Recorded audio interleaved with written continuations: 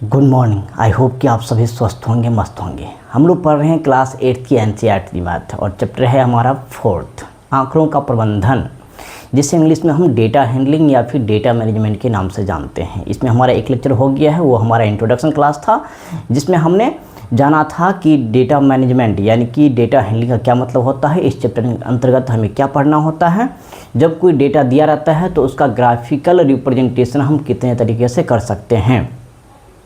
ये सब सारी चीज़ें हम पिछले लेक्चर में डिस्कस कर चुके हैं और आज और अभी के लेक्चर में हम उससे आगे कुछ चीज़ों को डिस्कस करते हैं। तो आइए हम आज सीखते हैं कि जब कोई डेटा हमारे दिए रहेंगे तो उस डेटा के आधार पे हम कोई दंड आलेख अर्थात बार ग्राफ कैसे बनाते हैं, किन किन चीज़ों को हमें ध्यान रखना होता है, किन किन चीज़ों को जानना होता है। तो आइए क्लास की शुरुआत करते हैं। चलिए, सबसे पहले हम जान लेते हैं कि हम लोग क्या पढ़ रहे हैं। हम लोग पढ़ रहे हैं एनसीईआरटी मैथ, एनसीईआरटी मैथ्स, और क्लास है हमारा 8th, क्लास हमारा 8th है और चैप्टर है हमारा 4th, चैप्टर हमारा 4th है। चैप्टर क्या नाम है? आंकड़ों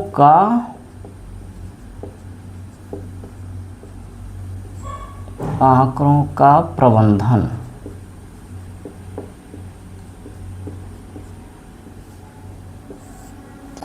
जिसे इंग्लिश में हम क्या कहते हैं? डेटा हैंडलिंग, डेटा हैंडलिंग, या फिर इसी को हम क्या बोलते हैं? Data management. नाम सुने होंगे आप लोग अगर पिछला लेक्चर नहीं देखे हैं तो पिछला लेक्चर जो है देख के आए हैं, हो सकता है तब आप लोगों को ज़्यादा समझ में आए। तो चलिए, आज हम सीखेंगे कि हम ये जो दंड आलेख है, बार ग्राफ, कैसे बनाते हैं। तो आज हम सीखने वाले हैं कि जब कोई डेटा दिया रहेगा तो उसका हम बार ग्राफ यानी कि जिसको हिंदी में कहते हैं दंड आलेख, दंड आलेख कैसे बनाते हैं। तो सबसे पहले आप लोग ये जान लीजिए कि जब कोई डेटा दिया रहता है उसका किसी भी प्रकार से हम जो ग्राफिकल रिप्रेजेंटेशन करते हैं, चाहे वो पिक्टोग्राफ हो या फिर बार ग्राफ हो या फिर डबल बार ग्राफ हो या फिर पाई चार्ट हो, तो उसको जनरली जो है वो ग्राफ का जो नोटबुक आता है पतली पतली लाइन वाली, उसमें बनाना होता है, जिसमें कि पेन और पेंसिल का इस्तेमाल करना होता है। पेन का इस्तेमाल करना बिल्कुल ही सही नहीं होता है। तो आप लोग मार्केट से क्या करेंगे, एक जो ग्राफ के लिए एक पतली सी कॉपी आती है, एक छोटी साइज़ में आती है, एक बड़ी साइज़ में, वो कॉपी ले लेंगे। और ये जो दंड आलेख या फिर हम जो द्विदंड आलेख बनाते हैं वो जनरली उसी कॉपी में बनता है। तो आप लोग क्या कीजिएगा, एक नोटबुक ले लीजिएगा बार ग्राफ के लिए और उसी में बनाइएगा। आप लोग देखे होंगे मार्केट में एक पतली पतली लाइन वाली कॉपी आती है, उसी को हम बोलते हैं ग्राफ कॉपी ही। तो जनरली जो है बार ग्राफ जो है उसी कॉपी में बनाया जाता है। तो चलिए, अब हम ये जो बार ग्राफ बनाते हैं तो सबसे पहले ये जान लेते हैं कि इसके लिए क्या ज़रूरी है। तो आप लोगों को पता होना चाहिए कि बार ग्राफ बनाने के लिए हमारे पास सबसे पहले क्या होनी चाहिए? एक डेटा होनी चाहिए, और उसी डेटा के आधार पर हम क्या करते हैं? बार ग्राफ बनाते हैं। तो सबसे पहले हम क्या करते हैं? एक डेटा ले लेते हैं। चलिए, हम बुक का ही ले लेते हैं। आप लोग अपने अपने बुक में देखिए, पेज नंबर 41 पे एक क्वेश्चन दिया हुआ है, प्रयास कीजिए, जिसमें पहला क्वेश्चन है। ये हमारा एक डेटा है, यही डेटा हम क्या करते हैं? ले लेते हैं। चलिए, डेटा हमारा कुछ इस प्रकार से है। देखिए, डेटा हमारा जो है कुछ इस प्रकार से है। हम बुक का ही एक उदाहरण ले लिए हैं आप लोगों को समझाने के लिए। देखिए, यहाँ दिया है महीना, ये क्या है? महीना है, ये है महीनों के नाम, और ये है बेची गई बेची गई घड़ियों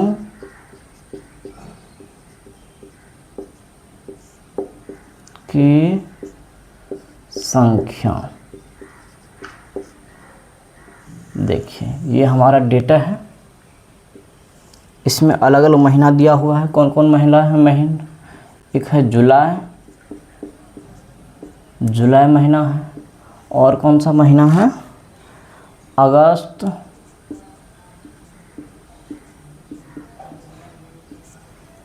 और एक कौन सा है? सितंबर। आप लोग अपने अपने बुक में देखिए एक बार।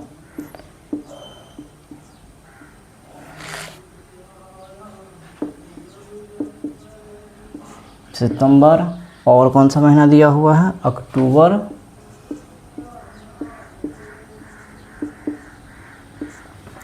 अक्टूबर, नवंबर, और एक है दिसंबर।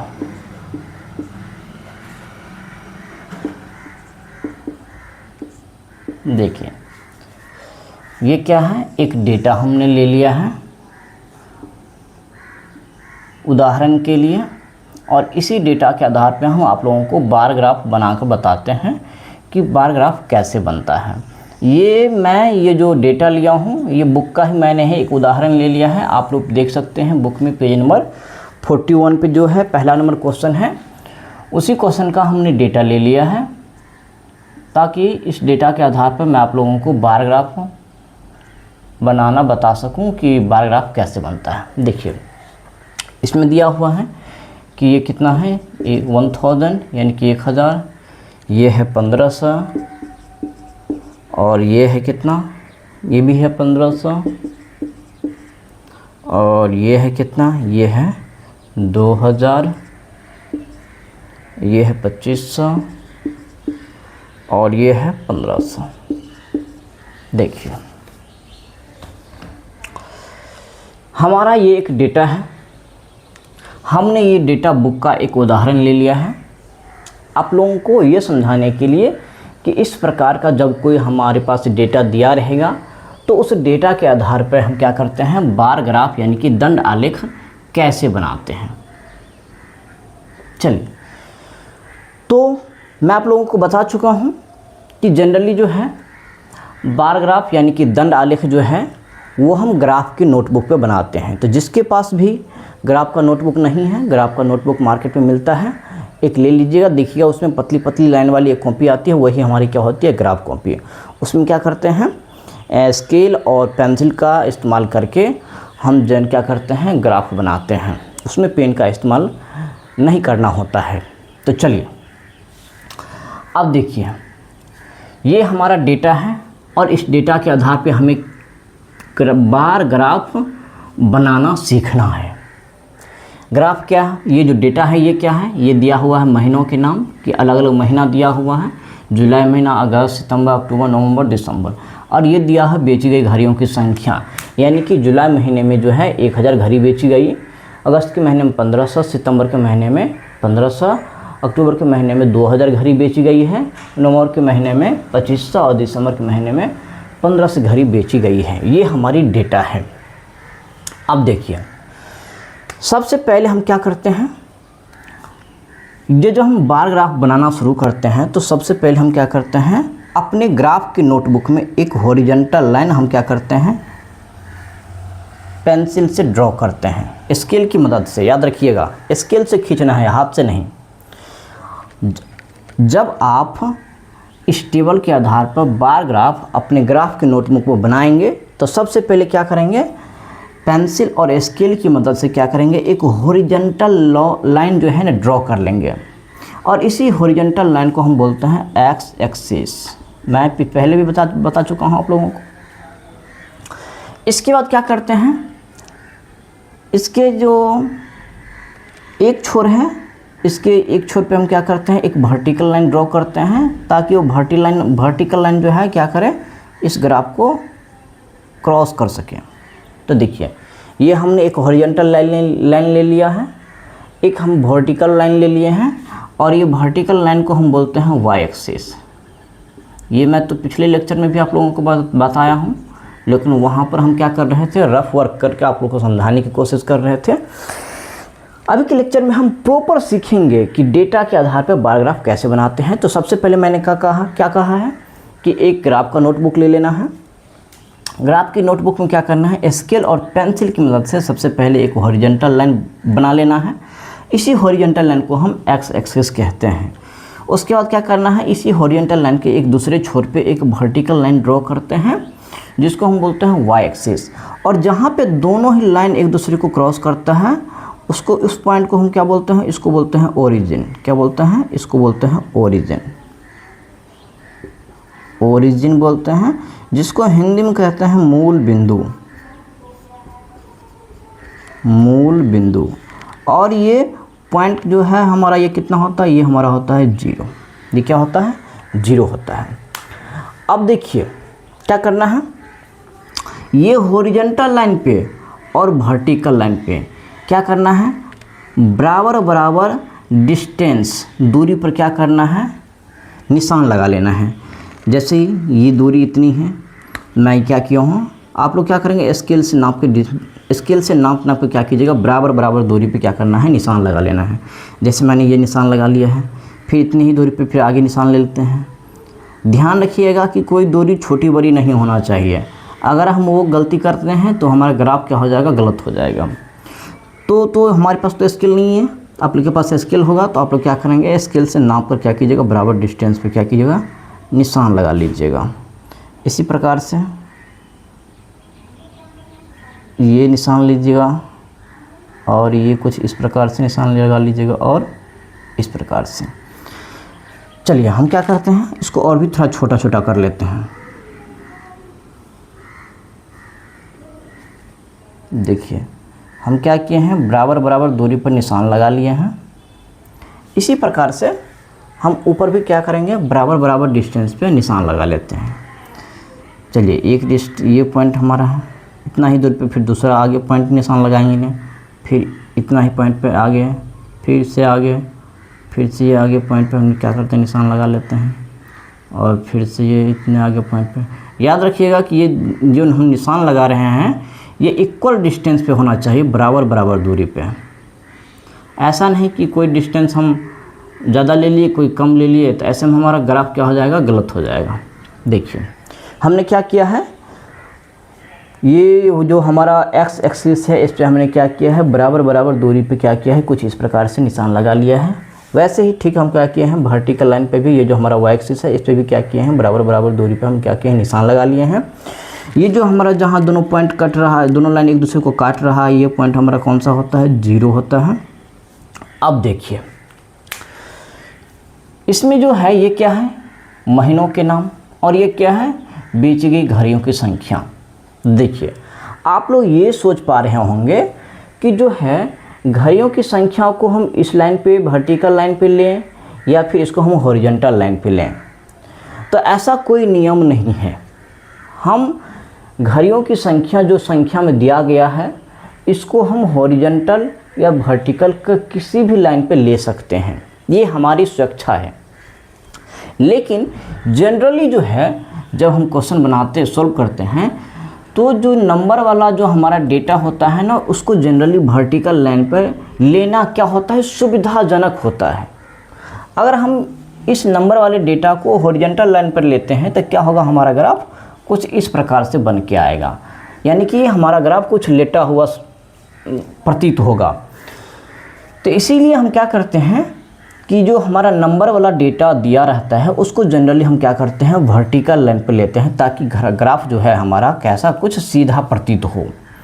तो याद रखिएगा आप लोग भी जब भी दंड आलेख यानी कि बार ग्राफ बनाइएगा तो जो डेटा दिया रहेगा तो डेटा में जो नंबर वाले जो डेटा रहेंगे उसको आप जनरली क्या कीजिएगा, वर्टिकल लाइन पर लेने की कोशिश कीजिएगा। इससे क्या होगा कि हमारा ग्राफ जो बन के आएगा वो क्या दिखेगा, हमें सीधा प्रतीत होगा। आई होप ये समझ में आ गया होगा। अब देखिए ये जो हमारा है बेची गई घड़ियों की संख्या, इसको हम क्या करते हैं, हम ले लेते हैं इस पे वर्टिकल लाइन पे। तो यहाँ पर हम क्या लिखेंगे, बेची गई घड़ियों की संख्या। क्या लिखेंगे, बेची गई बेची गई घड़ियों की संख्या। हमने क्या किया है, हमारा जो डेटा है उस डेटा में जो नंबर वाले डेटा है उसको हम क्या किए हैं, वर्टिकल लाइन पर ले लिए हैं। और ये जो हमारा है ये क्या है, ये महीनों के नाम है, चाहे महीनों के नाम हो, आदमियों के नाम हो या किसी वस्तु का नाम हो, यानी कि किसी भी प्रकार का ऑब्जेक्ट जो नाम के रूप में रहता है तो उस प्रकार के डेटा को हम क्या करते हैं जनरली। ये जो हमारा एक्स एक्सिस है वो हॉरिजॉन्टल लाइन, इस पर हम लेते हैं। तो यहाँ पर हम क्या लिखेंगे, महीनों के नाम। क्या लिखेंगे, महीनों के नाम। चलिए लिख लिए हम। अब देखिए ये जो हमारा ये क्या है, ये तो हमारा वर्टिकल लाइन पे बेची गई घड़ियों की संख्या को दर्शाने वाला ये लाइन है। अब देखिए ये जो हमारा नंबर के रूप में डेटा दिया हुआ है, तो इसमें सबसे पहले हमें ढूंढना है कि सबसे छोटा नंबर कौन सा है और सबसे बड़ा नंबर कौन है। तो आप लोग ध्यान से देखिएगा तो आप लोगों को ये दिखाई देगा कि ये जो हमारा 1000 है ये इस सारे नंबर से क्या है, सबसे छोटा है। और ये जो हमारा सबसे बड़ा नंबर है 2500, ये क्या है, हमारा इस सारे नंबर में सबसे बड़ा है। तो हमने क्या देख लिया कि जो न्यूनतम संख्या है, न्यूनतम मान कितना है 1000, और अधिकतम मान जो है वो कितना है 2500 है। अब देखिए ये जो वर्टिकल लाइन पे हम क्या किए हैं, बराबर बराबर डिस्टेंस पे निशान लगाए हैं। अगर मान लिए हम 0 है तो इससे आगे क्या होगा 1, फिर क्या होगा 2, फिर 3, ये 4, ये 5, इसी तरह से नंबर बढ़ेगा। तो इस प्रकार से अगर हम 0 के बाद 1, 2, 3 इस तरह से नंबर लेते रहेंगे तो ये जो हमारा सबसे बड़ा नंबर है 2500, ये तो नंबर चलता ही जाएगा। और उतनी बारी तो हमारी पेज भी नहीं होती है कि हम 1, 1, 2, 3, 4 इस प्रकार से डेटा ले वर्टिकल लाइन पे। तो ऐसे कंडीशन में हम क्या करते हैं, इंटरवल का इस्तेमाल करते हैं, यानी कि नंबर का अंतराल लेते हैं। अंतराल का मतलब क्या हुआ कि यानी कि क्या करते हैं हम 0 से शुरू होके नंबर का कुछ क्या करते हैं, इंटरवल लेते हैं। जैसे हम 0 ले लिए हैं तो 0 के बाद मान लिए 10 ले लिए, फिर 10 के बाद क्या लिए 20 ले लिए, फिर 30 लिए, ये 40 ले लिए, उसी को बोलते हैं अंतराल। या फिर और भी ज़्यादा नंबर बड़ा है तो हम क्या करते हैं 0 के बाद डायरेक्ट 100 ले लिए, फिर 200 ले लिए, फिर 300, फिर 400, ये फिर 500, इस तरह से हम लेते हैं। लेकिन हम यहाँ पर देख रहे हैं कि जो हमारा डेटा है इसमें तो नंबर हमारी काफ़ी बड़ी है। सबसे छोटी नंबर 1000 है और सबसे बड़ी नंबर 2500 है। तो अगर हम 100 का भी नंबर के इंटरवल लेते हैं फिर भी हमारा क्या हो जाएगा कि ये जो हमारा ग्राफ बनेगा ये काफ़ी ऊंचा तक बनेगा। और उतना संभव है भी नहीं बनाना ग्राफ की कॉपी में, क्योंकि ग्राफ की कॉपी का साइज़ का क्या होता है, एक लिमिटेशन होता है। तो हम क्या करते हैं कि जितनी बड़ी नंबर रहता है, जितना बड़ा नंबर होता है उतनी बड़ी हम क्या करते हैं, इंटरवल लेते हैं। इंटरवल यानी कि अंतराल ले लेते हैं। जैसे देखिए हमारा सबसे बड़ा नंबर 2500 है, तो जितना बड़ा नंबर रहता है उतने बड़े हम क्या करते हैं, नंबरों का अंतराल लेते हैं। जैसे हम 0 ले लिए तो 0 के बाद हम क्या लेते हैं, मान लेते हैं हम 500 ले लिए। तो देखिए अब हमारे लिए क्या हो गया, सुविधाजनक। क्यों? क्योंकि अब हमें 2500 तक जाने में ज़्यादा परेशानी नहीं होगी, क्योंकि आसानी से हम ये जो हमारा वर्टिकल लाइन है इस पे हम क्या कर सकते हैं, अब 2500 तक का नंबर को रिप्रेजेंट कर सकते हैं। क्योंकि हमने क्या किया है, नंबरों का एक बड़ा गैप ले लिया है, यानी कि एक बड़ी नंबर का इंटरवल ले लिया है। तो हमने 0 ले लिया है, 0 के बाद 500 ले लिया है, फिर क्या ले लेंगे हम 0 के बाद 1000, 500 के बाद 1000 ले लिए हैं, 1000 ले लिए हैं। इसके बाद हम फिर क्या ले लेंगे, 1000 के बाद फिर हम ले लेते हैं 1500, 500 के गैप पर लेना है, क्योंकि हम 500 का इंटरवल ले रहे हैं ना। तो 1500 के बाद फिर क्या आएगा, फिर 500 गैप होगा तो कितना होगा 2000, फिर उसके बाद कितना होगा 2500। होगा कि नहीं होगा 25 से। फिर इसी तरह से आगे क्या होगा 3000, फिर आगे क्या होगा 3500, फिर क्या होगा 4000, फिर क्या होगा 4500। ये जो 2500 के बाद हम 3000, 3500, 4000, 4500 लिख रहे हैं, ये हमें लिखने की ज़रूरत क्यों नहीं है? क्योंकि हमारा सबसे जो बड़ा नंबर है, सबसे बड़ा नंबर 2500 ही है। तो हमारा अगर मन है कि हम 2500 के बाद ये नंबर नहीं लिखें, तो वो भी हम कर सकते हैं कि 2500 के बाद हम नंबर नहीं लिखें। क्यों? क्योंकि हमारा सबसे बड़ा नंबर 2500 ही है। लेकिन चूंकि हमारे पास ये जो है ना निशान लगा हुआ जो है ना स्पेस बच गया है, तो इसलिए हम क्या करते हैं लिख देते हैं, वरना लिखना कोई ज़रूरी नहीं है। फिर 5, चलिए यह 5000 तक रहने दीजिए। अब देखिए हमने क्या किया है 5-5 तक का अंतराल ले लिए हैं। तो देखिए ये 0 से लेके 5 तक ये हमारा क्या हुआ 1 इकाई, यानी कि ये क्या हुआ 1 इकाई। हम यहाँ लिख देते हैं ये क्या हुआ 1 इकाई हुआ। इसके बाद 500 से 1000 ये हमारी क्या हुई दूसरी इकाई। 1000 से फिर 1500 ये हमारा क्या होगा तीसरी इकाई। तो हम क्या देख पा रहे, आप लोगों को समझाने की कोशिश कर रहे हैं कि हमने जो 1 इकाई माना है वो कितना माना है 500। तो यहाँ पर हम क्या लिखेंगे ए माना। आप लोगों ग्राफ में जब ग्राफ की नोटबुक में जब बनाएंगे तो क्या करना है साइड में कहीं लिख देना है कि माना 1 इकाई बराबर कितना 500। ये लिखना ज़रूरी होता है क्योंकि हमने 1 इकाई बराबर 500 क्यों लिखा, क्योंकि हमने क्या किया है 5-5 का अंतराल लिया हुआ है। देखिए इसलिए हमारा 1 इकाई जो है ये 0 से 500 ये हमारा 1 इकाई हुआ, 500 से 1000 ये दूसरी इकाई हुआ। यानी कि हमारा प्रत्येक इकाई जो है वो किसके बराबर है 500 के बराबर है, ये हमने मान लिया है। चलिए ये जो हम लिखे हुए थे ये क्या किए थे हम समझाने के लिए लिखे हैं, ये लिखना ज़रूरी नहीं है। तो हम क्या करते हैं इसको यहाँ से हटा देते हैं, इसको हम क्या करते हैं यहाँ से हटा देते हैं। अब देखिए अब हम क्या करते हैं इसका क्या करते हैं दंड बनाना शुरू करते हैं। सबसे पहले देखिए हमारा कौन सा महीना है जुलाई महीना, और जुलाई महीने में बेची गई घड़ियों की संख्या कितना है 1000। तो देखिए अब हम क्या करेंगे ये जो हमारा हॉरिजॉन्टल लाइन है एक्स एक्सिस ये हमारे क्या है महीनों के नाम, और ये हमारा पहला महीना कौन सा दिया हुआ है डेटा में जुलाई, वो कितनी संख्या में 1000 है। अब देखिए उसका क्या करेंगे 1000 का हम क्या करेंगे दंड बनाएंगे।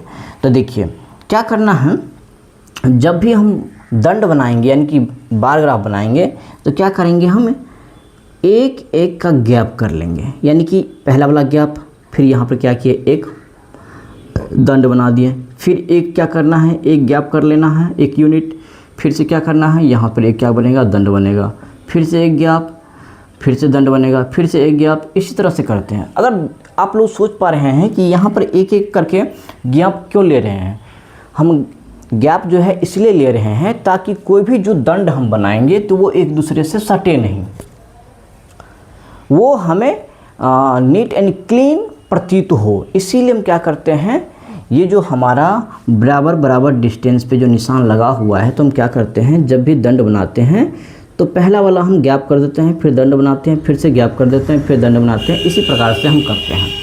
तो भैया पहला वाला हम क्या करेंगे गैप कर देंगे, और दूसरा वाला जो हमारा इंटरवल है उसी पर हम क्या बनाएंगे जुलाई महीने का जो है 1000 संख्या हम दी गई है वो। तो देखिए ये हमारा 1000 है तो हम क्या करेंगे 1000 के ऊंचाई के बराबर क्या करेंगे यहाँ पे एक दंड बना लेंगे। ये जो हमारा दंड है ये, और ये जो है हमारा ये दंड ऐसे कहाँ तक कितनी ऊंची 1000 की ऊंचाई के बराबर, क्योंकि वो संख्या में कितना है 1000। अब उसके बाद क्या करना है इसको कुछ इस प्रकार से आप लोग क्या कीजिएगा शेडेड कर दीजिएगा ताकि देखने में वो कुछ इस प्रकार से लगे। तो देखिए हमने कर लिया है। अब हमारा क्या है ये हमारा कौन सा है ये हमारा है जुलाई महीने का। तो यहाँ पर हमें लिख देना है कि ये क्या है जुलाई, नीचे में लिख देना है जुलाई महीने का, और ये संख्या में कितना है 1000। तो इसके ऊपर में हम 1000 लिख भी सकते हैं, नहीं भी लिख सकते हैं, हमने लिख दिया है ताकि हमें आसानी से जब हम इस ग्राफ को ऑब्जर्व करें तो पता चले कि ये कितनी ऊंचाई है, ये 1000 की ऊंचाई तक है। दूसरा हमारा क्या है, अगस्त, वो कितना है 1500। मैंने अभी बताया है कि फिर से क्या करना है, एक एक गैप कर लेना है, तो फिर से क्या करेंगे, एक गैप कर लेंगे। और ये दूसरा है, यहाँ पर हम क्या करेंगे 1500 की ऊंचाई तक क्या करेंगे, एक दंड बनाते हैं। तो देखिए 1500 ये हमारा है, तो 1500 के सामने क्या करना है, हमें ऐसे कुछ ले जाना है। और देखिए जैसे 1500 के सामने कुछ ऐसे निशान लगा लेना है आप लोगों को, क्या करना है डॉट लाइन से, और फिर क्या करना है ऐसे दंड बना लेना है। चलिए आप लोग जब भी दंड बनाइएगा तो स्केल का इस्तेमाल कीजिएगा ताकि लाइन सीधा रहे। आप लोग जब भी ये बनाइएगा तो पेंसिल और स्केल की मदद से बनाइएगा, हाथ से मत बनाइएगा, नहीं तो आप लोगों को क्या होगा, नंबर नहीं मिलेगा और उसमें अशुद्धि रह जाएगी। तो आप लोग जब भी ये कीजिएगा, जितनी सारी चीज़ें मैं आप लोगों को हाथ से करके दिखा रहा हूँ, ये आप लोगों को ग्राफ की नोटबुक में पेंसिल और स्केल की मदद से करना है, हाथ से कुछ नहीं करना है। तो ये हमारा कौन सा महीना है, ये हमारा कौन सा है, अगस्त का महीना। ये हमारा अगस्त का महीना है और ये संख्या में कितना है 1500। तो हम लिख देते हैं ऊपर में 1500। ये ऊपर में 1500 लिखना ज़रूरी नहीं है, मैं इसलिए लिख रहा हूँ ताकि जब हम इस ग्राफ को ऑब्जर्व करें तो आसानी से पता चल जाए कि ये कितना है 1500 की ऊंचाई तक। उसका देखिए फिर कौन सा है, सितंबर महीना में, ये भी कितना है 1500 है। तो फिर से क्या करना है, एक गैप कर लेना है और इसको भी हमें क्या करना है 1500 की ऊंचाई तक क्या करना है, एक दंड बना लेना है। आई होप आप लोगों को पता होगा कि दंड क्या होता है। मैंने पिछले लेक्चर में समझाया था आप लोगों को। ये जो हम इस प्रकार से ऊंची ऊंची बना रहे हैं, ये इसी को बोलते हैं दंड। तो देखिए ये भी हमारा कितना है 1500 की ऊंचाई तक है। तो इस प्रकार से हमें क्या करना है, इसको भी कलर कर लेना है।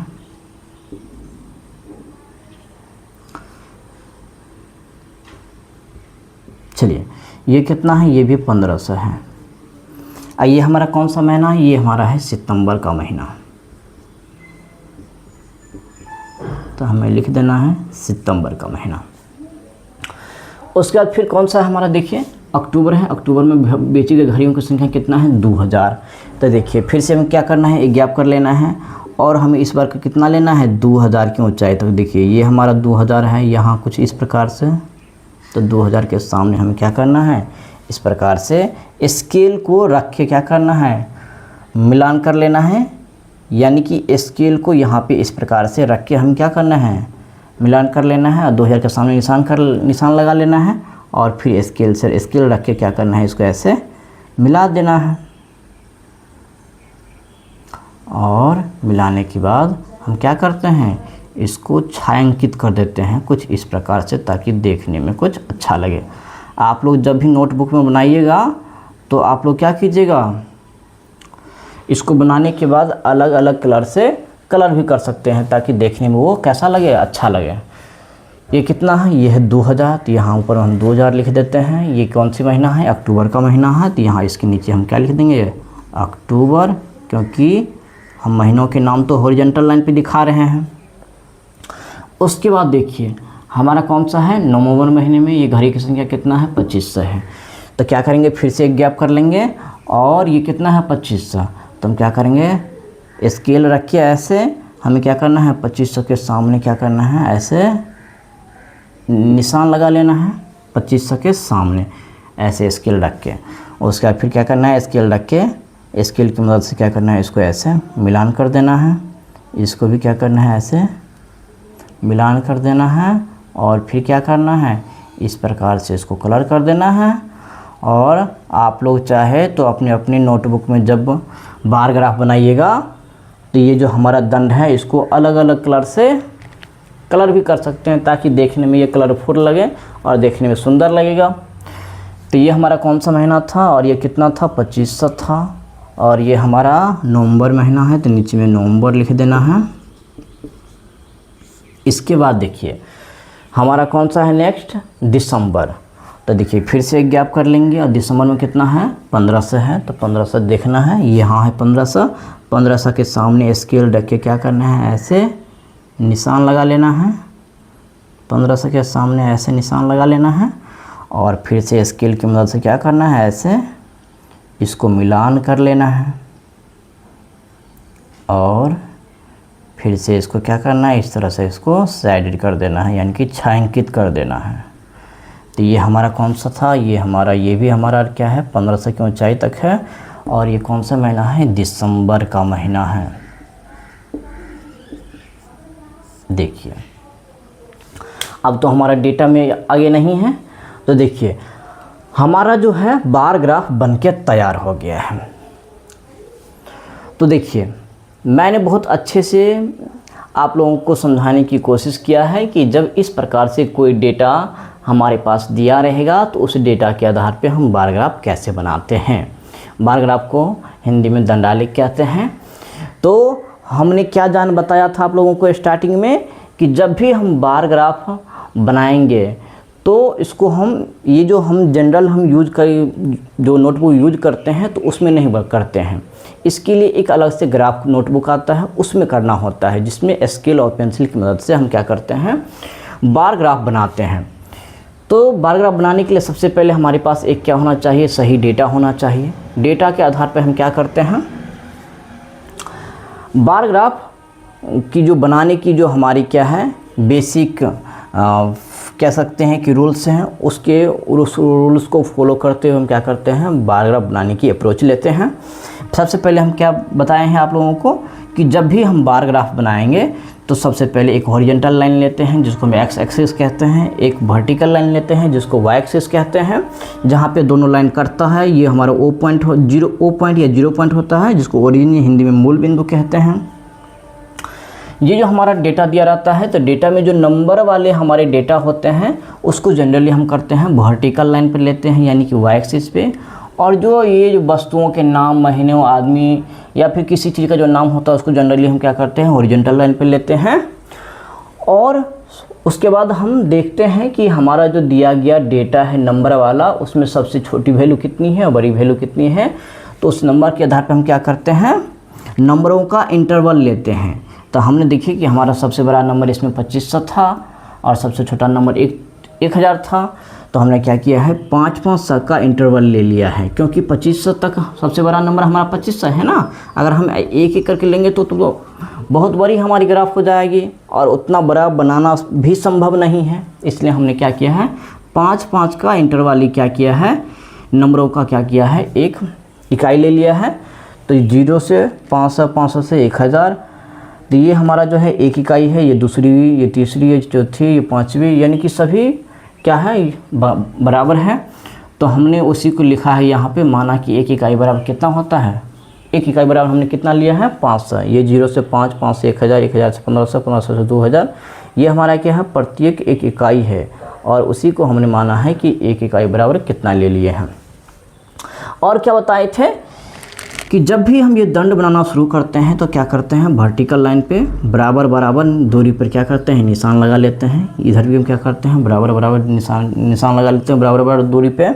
और जब हम दंड बनाना शुरू करते हैं तो क्या करते हैं, हम पहले वाला जो हमारा ये जो नंबरों का बराबर डिस्टेंस पे जो हम निशान लगा रखे हैं उसको गैप कर देते हैं, दूसरी बराबर बनाते हैं, फिर क्या करते हैं, गैप कर लेते हैं, फिर से बनाते हैं, फिर गैप कर लेते हैं। इसी तरह से गैप क्यों करते हैं, ताकि ये जो हमारा दंड बना हुआ है, ये दंड जो है हमारा, ये एक दूसरे से सटे नहीं, ताकि वो हमारा ग्राफ जब भी बन के रेडी होगा तो वो एकदम कैसा दिखे, नीट एंड क्लीन। और हमें इस बने कंप्लीट जो हमारा बार ग्राफ बन के आएगा उसको ऑब्ज़र्व करने में हमारे लिए क्या हो, सुविधाजनक हो।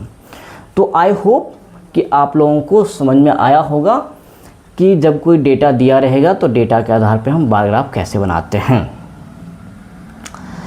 आई होप कि आप लोगों को ये लेक्चर पसंद आया होगा। जो चीज़ मैंने आप लोगों को बताने की, समझाने की कोशिश किया है, समझ में आया होगा और आप लोगों को मज़ा भी आ रहा होगा। और आप लोग आई होप कि ये डेटा के आधार पे बार ग्राफ बनाना जो है सीख चुके होंगे। तो आप लोग भी अपने अपने घर पे क्या कीजिएगा, अपने बुक में से कोई डेटा ले लीजिएगा और उस डेटा के आधार पे क्या कीजिएगा, अपने अपने नोटबुक में बार ग्राफ बनाने की कोशिश कीजिएगा। फिर भी कोई अगर मान लीजिए कि कोई प्रॉब्लम हो, समझ में नहीं आए और डाउट रह जाए तो आप कमेंट कर सकते हैं, उस चीज़ को मैं दोबारा एक्सप्लेन कर दूंगा।